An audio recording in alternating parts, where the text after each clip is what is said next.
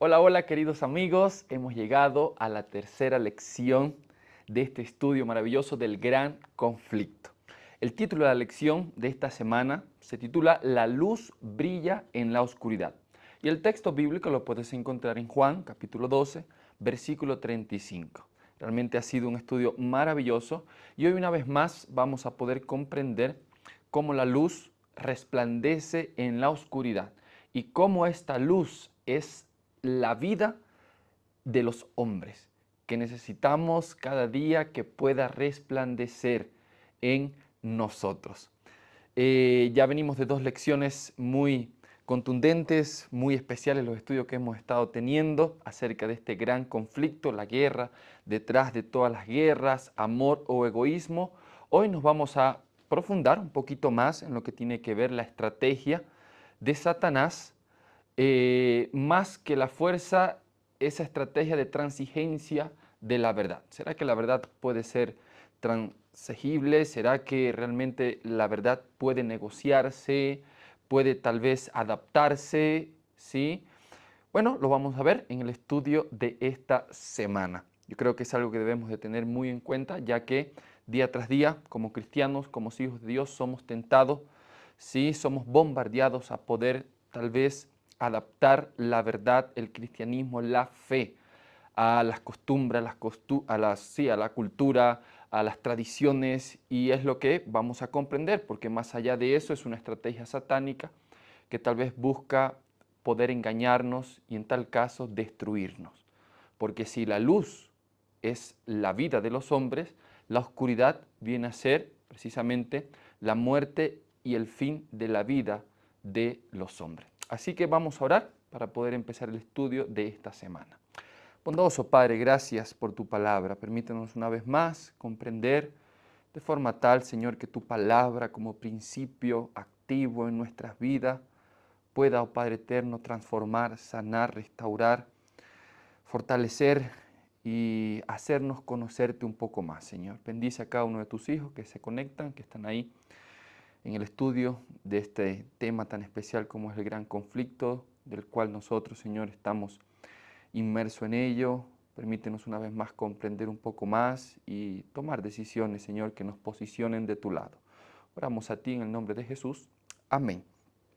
Bien, cuando nosotros vemos el libro de Apocalipsis, capítulo 12, nosotros vamos a ver versículo 9, que Satanás, el enemigo de Dios, es descrito de una forma que nos permite comprender sus actos, sus conductas, ¿sí? Todo lo que tal vez la naturaleza de él. Dice Apocalipsis 12, 9, y fue lanzado fuera el gran dragón. Primera imagen, se utiliza un dragón. Dice la serpiente antigua, otra imagen que se le aplica a ¿quién? A Satanás. De hecho, mira lo que sigue diciendo, que se llama Diablo y Satanás, el cual engaña al mundo entero. Fue arrojado a la tierra y sus ángeles fueron arrojados con él. Entonces, dragón, cuando nosotros vemos en la Biblia, la palabra dragón tiene algunas connotaciones que ustedes están viendo que se le aplica a el diablo, a Satanás. Por ejemplo, si tú lees desde el versículo 3, dice otra señal, también apareció en el cielo un gran dragón escarlata que tenía 7 cabezas y 10 cuernos y en su cabeza tenía 10 diademas. Su cola arrastró la tercera parte de las estrellas del cielo y las arrojó a la tierra. Y el dragón se paró frente a la mujer que estaba para dar a luz a fin de devorar. ¿Qué imagen se asocia al dragón? Devorar, ¿sí? Una violencia física, de destrucción es la que nosotros podemos ver de esta imagen del dragón. Tú puedes seguir leyendo, mira el versículo 9, el que acabo de leer, el versículo 12 también, dice el versículo 12, por lo cual alegraos cielos y los que moráis en ellos. Hay de los moradores de la tierra y del mar, porque el diablo ha descendido a vosotros con gran ira. Una vez más, vemos el diablo con una manera de actuar y es con ira, agresividad, destrucción, persecución. El versículo 13, cuando el dragón vio que había sido arrojado a la tierra, persiguió. Ahí está una vez más, que se utiliza con el dragón una palabra perseguir, ¿sí? Persecución, destrucción. Entonces, cuando nosotros vemos en el Antiguo Oriente, la palabra dragón se utilizaba para referirse a tal vez, sí, figuras de animales mitológicos destructivos.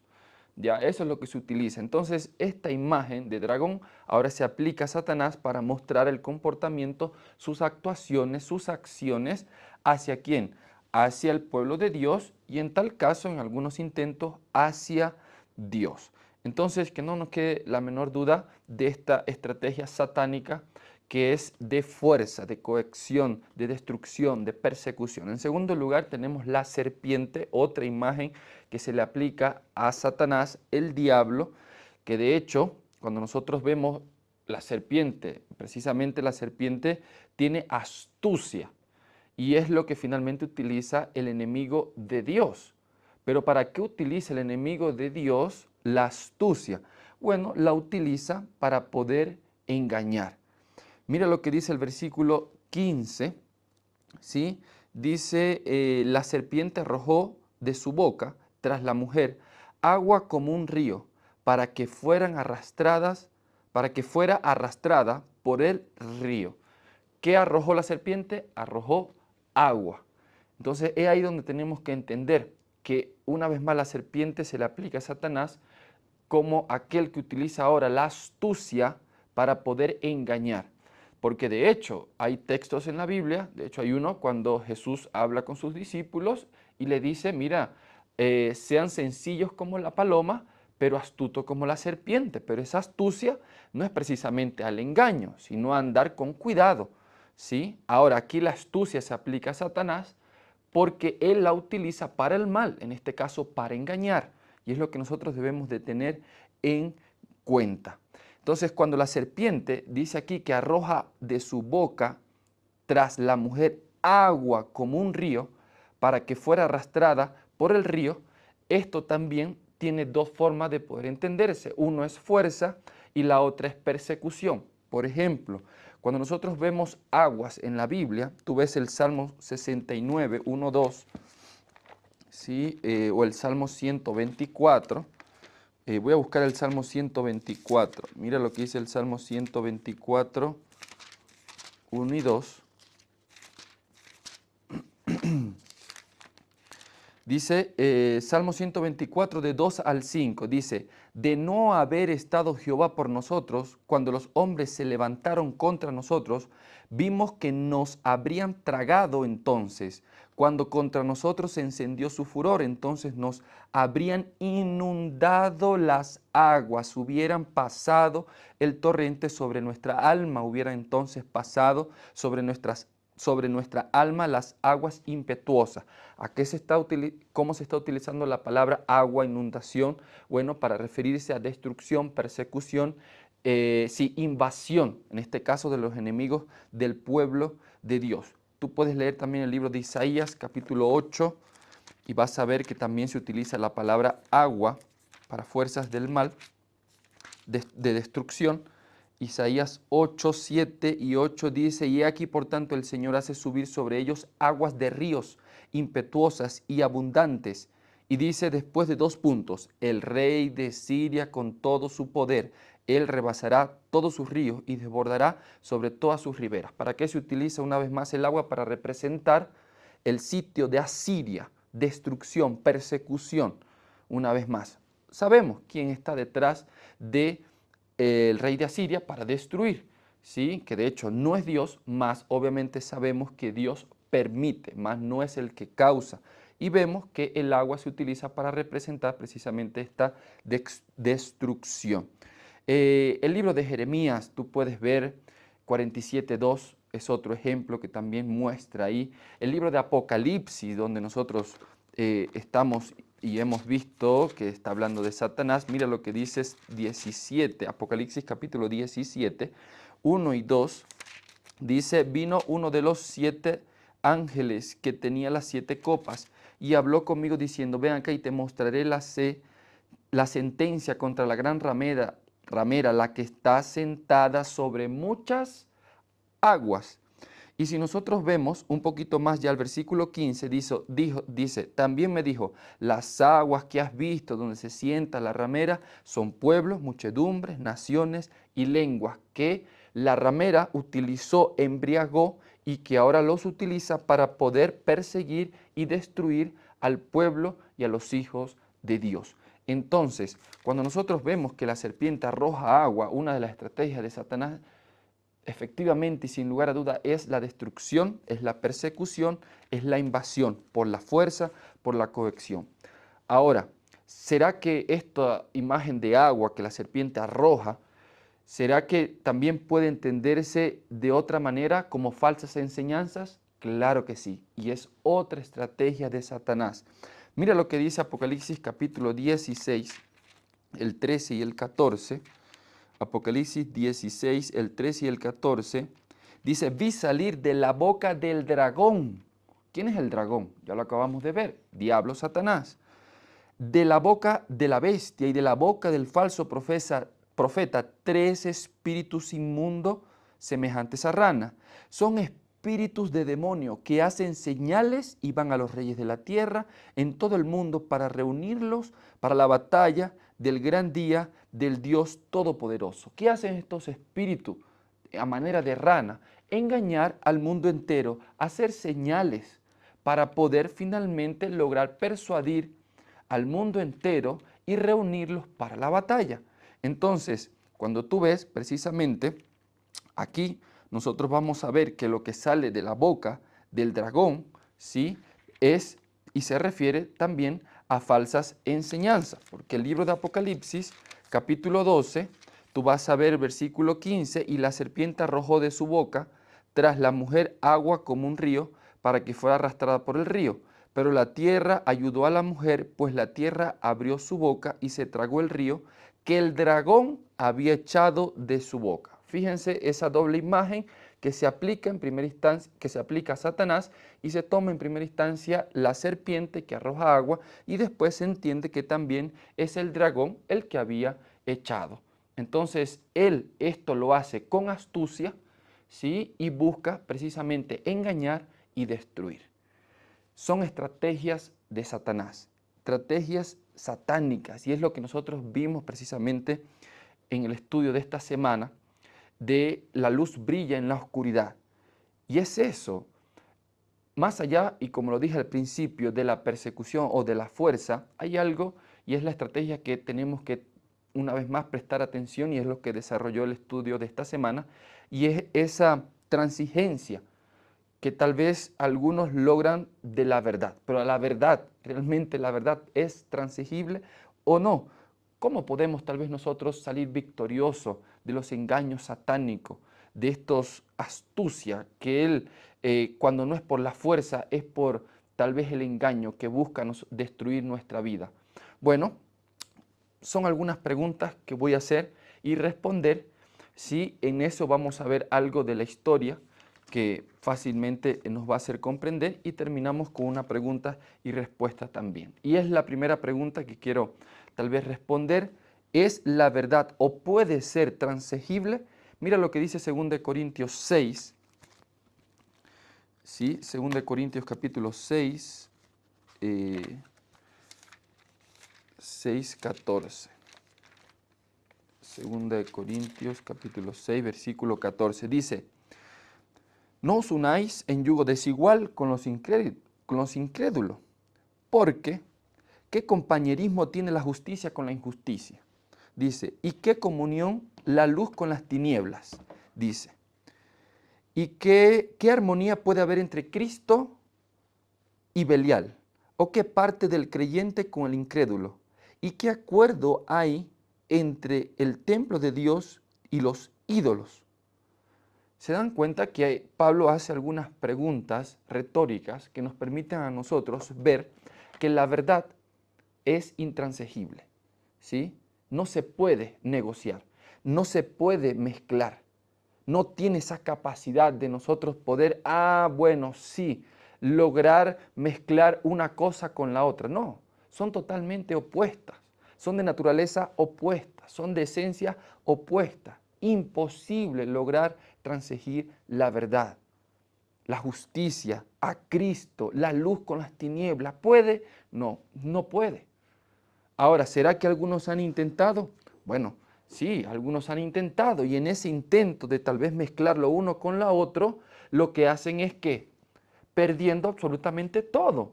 No logran mezclar nada, logran es perderlo todo, en este caso, la verdad.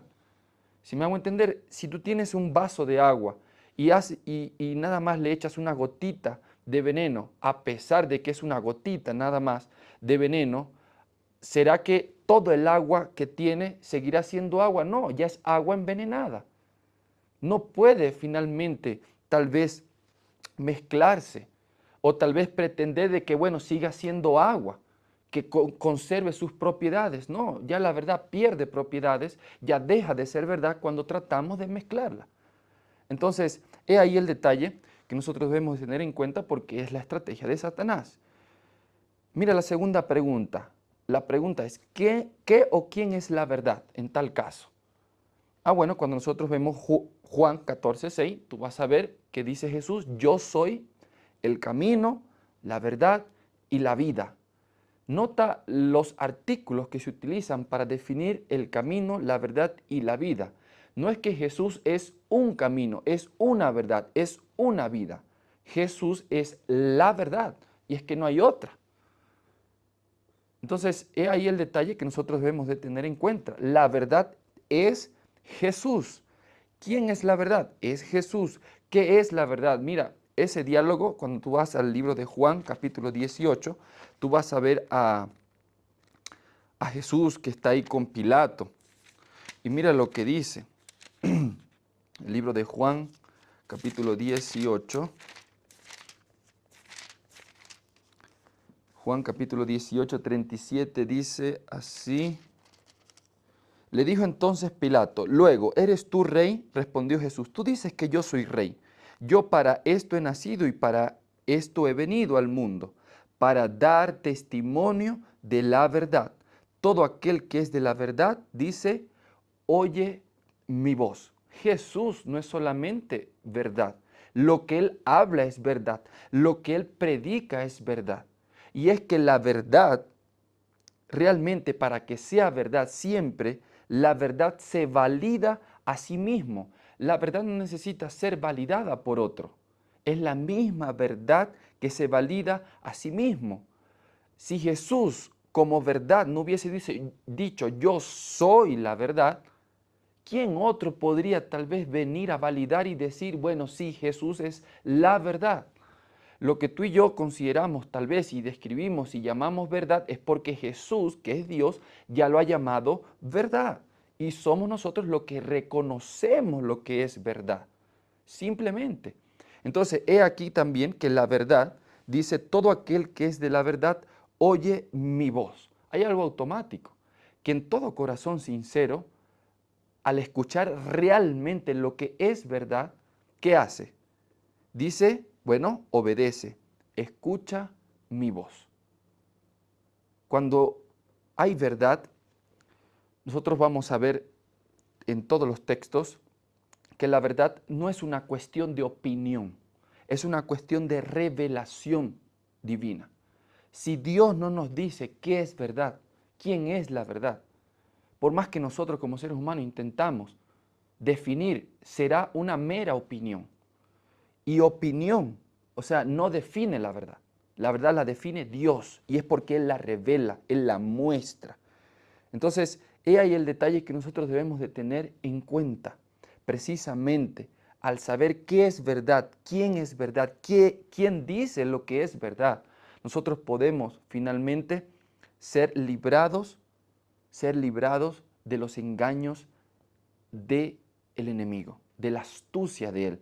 Mira lo que dice Juan 8, 39, 47.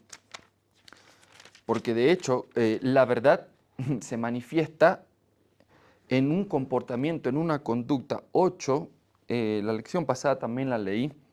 Mira lo que dice Juan 8, del 39, dice, respondieron y le dijeron nuestros padres, respondieron y le dijeron a Jesús, nuestro padre es Abraham. Jesús le responde, si fuereis hijos de Abraham, las obras de Abraham ustedes hicieran. Pero ahora intentáis matarme a mí, que os he hablado la verdad, la cual he oído de Dios. No hizo esto Abraham. Vosotros hacéis las obras de vuestro padre. Entonces le dijeron, nosotros no hemos nacido, dice, de fornicación. Un padre tenemos, Dios. Jesús le dijo, si vuestro padre fuera Dios, entonces me amaríais. Pero ustedes me quieren matar, porque yo de Dios he salido y he venido, pues no he venido de mí mismo, sino que Él me envió. Si hay algo en lo cual puede evidenciar quién está siendo guiado o quién permanece en la verdad, es aquel que odia, que almacena en su corazón deseo de venganza, de destrucción por el otro. Porque aquel en que vive la verdad, aquel que viene de Dios y realmente cree en la verdad, todo lo que expresa conductualmente o todos los deseos es en virtud del amor y no del odio o de la destrucción, del asesinato. Si tú te sigues leyendo, te vas a dar cuenta que Jesús le dice, mire, ustedes son de vuestro padre el diablo, que es homicida desde el principio, porque quiso destruir, quiso y quiere diariamente acabar con todo. Entonces, es ahí el detalle que nosotros debemos de tener en cuenta, cómo funciona la verdad y la mentira, qué provoca, qué genera, qué estimula en el ser humano. Y tú te vas a dar cuenta de quién somos hijos y por quién estamos siendo guiados. Si es por la verdad en Cristo Jesús o es por la mentira, el engaño del diablo Satanás. Cuando tú ves la historia, tú te vas a dar cuenta de algo interesante que ha pasado a lo largo de la iglesia, ¿sí? Y a la verdad nosotros vamos a ver que en los primeros siglos la iglesia fue perseguida, ¿sí? Y claro, fue perseguida, fue destruida, hubieron mártires, hasta que en el año 313, por el edicto de Milán, tú vas a ver que se señala el fin de la persecución de los cristianos. Y es porque Constantino, un emperador romano, llegó a empatizar con el cristianismo y vio que finalmente, obviamente poniéndole fuerza o tal vez en este caso de perseguir a los cristianos para poder destruirlo era algo imposible, sino que más bien y cada día se multiplicaba. Entonces tú vas a ver ahora que la iglesia tiene otro desafío a partir del año 313, que es cuando en ese periodo, en el edicto de Milán, se puso fin a la persecución hacia los cristianos. Ahora, ¿qué pasó? Bueno, Constantino empezó a empatizar con el cristianismo. Y nosotros vamos a ver que a partir de esa era, el cristianismo empezó a poder mezclar la fe cristiana con el paganismo. Por ejemplo, Constantino tenía dos maestros, uno era Lactancio y otro era Ocio de Córdoba. Ellos eran eruditos cristianos, obispos, y era lo que en aquel tiempo se consideraba, es decir, después que una persona era instruida, él debía practicar, en tal caso, la fe cristiana. Y después de practicar la fe cristiana, era bautizada y ahí tenía maestros, obispos, pastores que guiaban, ¿no?, el curso de la vida de la persona que aceptaba la fe cristiana. A pesar de que Constantino empatizó, creyó y proclamó, ¿no?, su aceptación del cristianismo, nosotros vamos a ver que Constantino no es sino al final de sus días que logra ser bautizado. Ahora, a pesar de eso, Constantino no abandonó tampoco su paganismo. Él siguió practicando el paganismo. Cuando tú ves a algunos historiadores, por ejemplo, uno es Justo González, tú vas a ver que él dice algo interesante de Constantino. Dice, la interpretación que Constantino le daba a la fe de Jesucristo era tal que no le impedía servir a otros dioses. He ahí el detalle. ¿Qué comprendía Constantino de la fe cristiana? Que podía transigir, tal vez, la verdad o la fe cristiana con el paganismo. ¿Será que era realmente una estrategia política? Bueno, nosotros vemos a lo largo de toda la historia, a la verdad Constantino empatizó, tal vez trató de ayudar al cristianismo, y nosotros vamos a ver que en vez de ayudar, perjudicó y contaminó y destruyó la fe de una manera astuta, que la iglesia finalmente apostató, la fe cristiana. A lo largo de todo ese periodo, tú vas a ver a Constantino construyendo grandes iglesias, apoyando a los cristianos de forma, dándole campo, dándole cabida. En medio de todo eso, Constantino, que su religión era la mitraísta, era aquella que adoraba al sol, un día, en el año 324 después de Cristo, ordenó que todos los soldados adorasen al Dios Supremo en el primer día de la semana. Cuenta la historia que el cristianismo no guardaba el domingo, más el domingo tal vez lo celebraba porque, bueno, era día de resurrección, Jesucristo había resucitado el primer día de la semana. ¿Y qué hizo él? Claro, como el domingo, el primer día de la semana, también era el día del sol en el cual ellos adoraban precisamente al sol invicto, ¿no? Él hizo este decreto, que en primera instancia nosotros vemos que fue una ley tal vez sí para los soldados, ¿sí? Pero que después se convirtió en una ley cívica, es decir, para todos los habitantes. Y para Constantino era algo que, bueno, complacía a los cristianos y complacía también ¿a quién? A los paganos. Y nosotros vamos a ver que poco a poco esto se fue, sí, metiendo al cristianismo. Y tú vas a ver a Constantino que él mudó la capital de Roma hacia Constantinopla. Esto hizo que Roma se debilitara y ya al final del año 500, por ahí más o menos, Roma fue conquistada por las tribus bárbaras.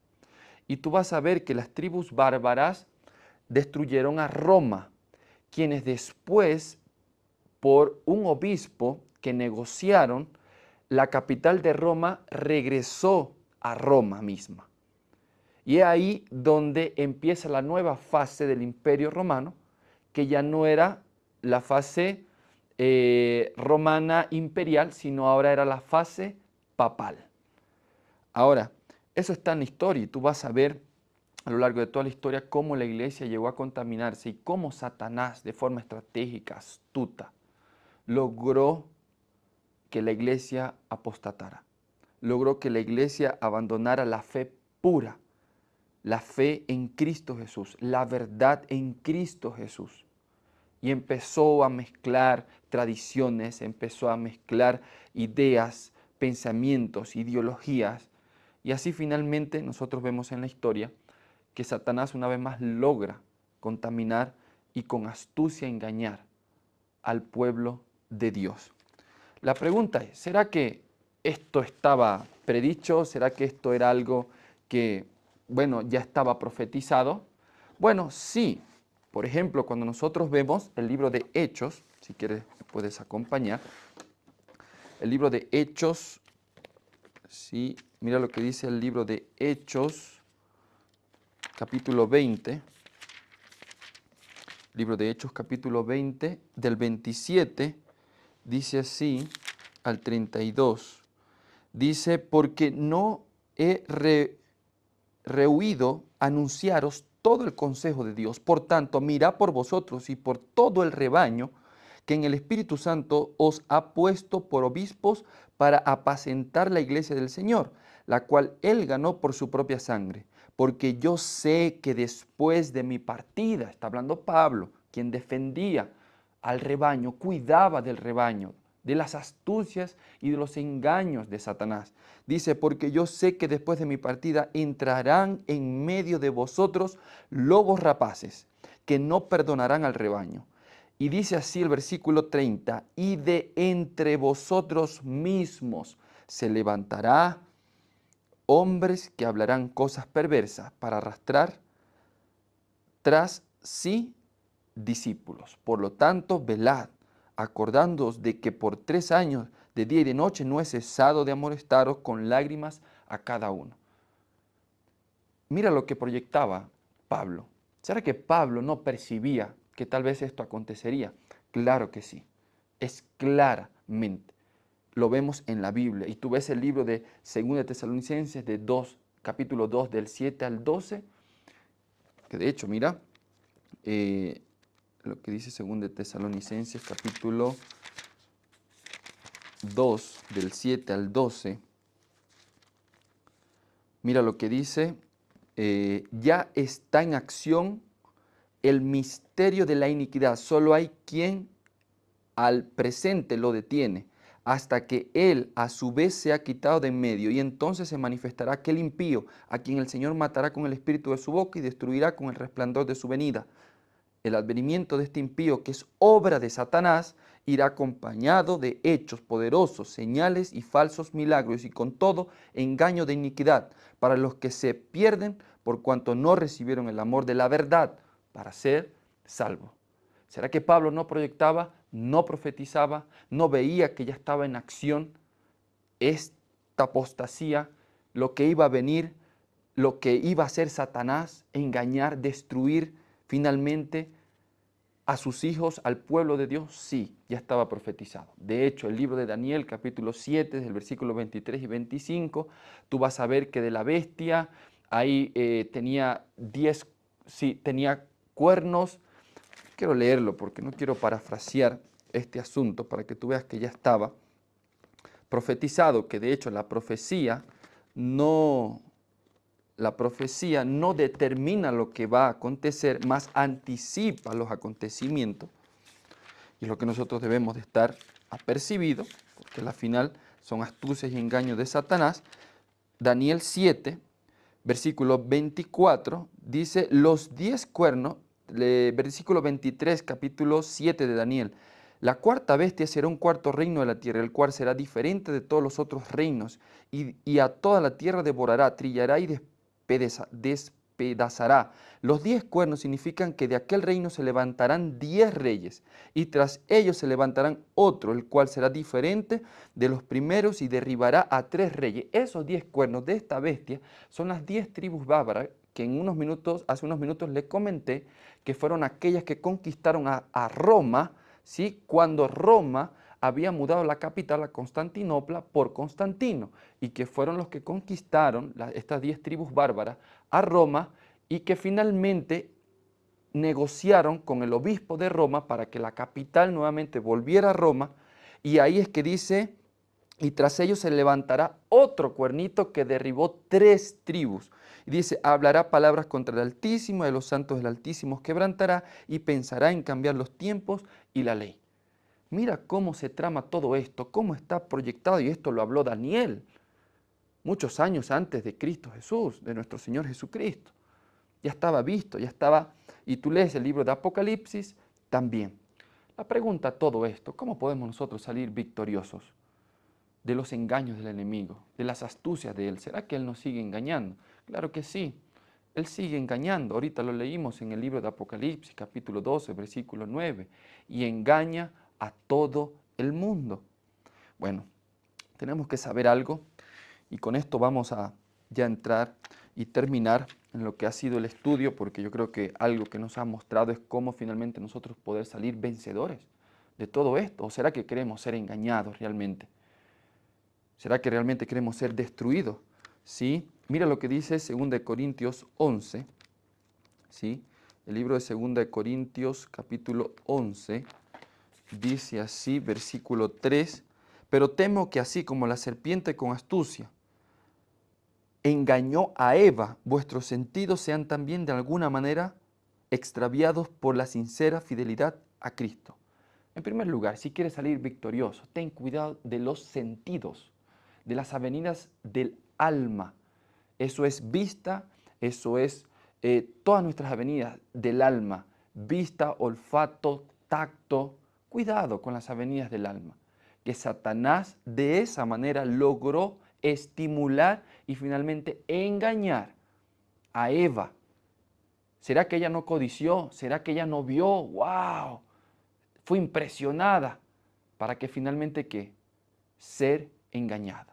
Si hay algo que nosotros debemos de cuidar hoy, son nuestros sentidos. Cuidado con lo que ves, cuidado con lo que escuchas, cuidado con lo que tocas, con lo que hueles. Cuidado, ten cuidado con los sentidos, porque si Eva, un ser perfecto, logró ser engañada, ¿tú crees qué será de nosotros si no nos aferramos a Cristo Jesús? En segundo lugar, cuando tú ves lo que le planteó Satanás a Eva, ese engaño, ¿tú crees cuál fue el pecado de Eva? Ser engañada, obedecer a la mentira. El pecado de Eva fue desobedecer la verdad. Si tú y yo queremos ser librados de los engaños del enemigo, no hace falta que dialoguemos con la mentira, que dialoguemos con el enemigo, que veamos a ver si sí o si no. Obedece la verdad, porque pecado se gesta a partir de nuestra desobediencia de la verdad, no a partir de nuestra transigencia con la verdad, de nuestra obediencia a la mentira. Cuando nosotros desobedecemos lo que Dios dice, automáticamente nos ponemos en un terreno del enemigo donde sus engaños, donde su astucia es efectiva, total en nuestra vida. Y debemos de tener cuidado. Obedece a la verdad. Si Dios te dijo algo, ve por ahí. En tercer lugar, Mateo capítulo 4 nos muestra otra gran herramienta. ¿Cómo Jesús salió victorioso de las tentaciones? Con un escrito está. No intentes razonar, no intentes con tus palabras. Intenta ver lo que Dios dice. Y si Dios dice y si escrito está, es la única manera para que el enemigo, las ideas y la astucia de él pueda ser desarticulada, puedan ser desbaratadas. Es con la verdad. Es con un escrito está. El libro de Santiago, capítulo 4, versículo 7, dice, someteos pues a Dios, resistid al diablo y él huirá de vosotros. Otra estrategia para poder resistir y salir victorioso es resistir al diablo y someternos a Dios. Necesitamos resistir al diablo, pero obviamente esa resistencia, como lo que dice Efesios capítulo 6, es con la armadura que Dios nos da. No intentes resistir al diablo con tu propia fuerza. Cuando tú te das cuenta, las armaduras que Dios nos da es la verdad, es la justicia, es la salvación, es la fe. ¿Dónde se almacenan esas armas para poder resistir? Aquí, en la mente. Es la verdad, es la fe, es la justicia. Mente y corazón son lo que Dios busca blindar para que el enemigo no busque entrar, no logre entrar en nosotros y destruir nuestra vida. Familia querida, amigos, necesitamos ser victoriosos y Dios nos ha dado las herramientas para ello. Termino con este texto que dice el libro de Juan, capítulo 1, dice así, Juan capítulo 1. Mira lo que dice Juan 1, versículo 4. En él estaba la vida, y la vida era la luz de los hombres. La luz resplandece en las tinieblas, y las tinieblas no la dominaron. ¿Quién es la luz de los hombres? ¿Qué es la luz de los hombres? ¿No es la vida de los hombres? Claro está. Y el Verbo se hizo carne y habitó entre nosotros, lleno de gracia y de verdad. Y vimos su gloria, gloria como el unigénito del Padre. Yo no sé si tú has sido presa del engaño, de la astucia del enemigo. El libro de Juan, capítulo 8, versículos 31 y 32, dice que el que cree en la verdad, dice a los que creen en Jesucristo, si les dio a conocer la verdad y conocerán la verdad y la verdad os hará libre. ¿Quieres ser libre de los engaños del enemigo? Permanece en la verdad, cree en la verdad y ten la certeza de que nuestra vida será asegurada en la luz de nuestro Señor Jesucristo. Que el Señor te pueda bendecir, que puedas compartir esto con cualquier amigo, amiga, familia, que tal vez crea que sea propicio para ellos y que también una vez más podamos almacenar estas grandes lecciones y posicionarnos del lado de la verdad, del bien de nuestro Señor Jesucristo. Que el Señor te bendiga.